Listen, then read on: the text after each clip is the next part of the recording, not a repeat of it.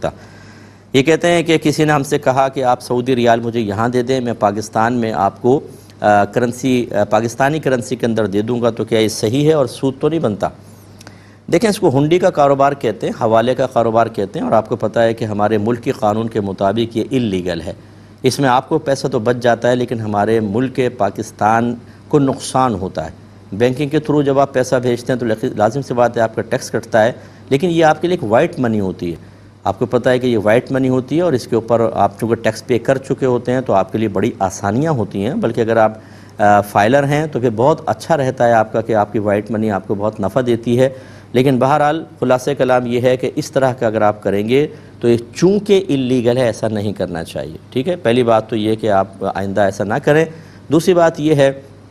کہ اگر تو آپ نے کرنسی ان کو دی اور ادھر طے کر لیا کہ یہ میں گویا کہ آپ کو ایک طریقے سے دے رہا ہوں اور اس کا یہ بیچ رہا ہوں، گویا کہ اگرچہ آپ بیچنے کا لفظ نہیں کہتے، لیکن آپ یہ کہتے ہیں کہ اس کو کنورٹ کر کے پاکستانی کرنسیز میں مجھے فلاں جگہ چاہیے، تو اگر یہ لیگل ہوتا فرض کر لیں تو پھر شرعی لحاظ سے تو اس کی گنجائش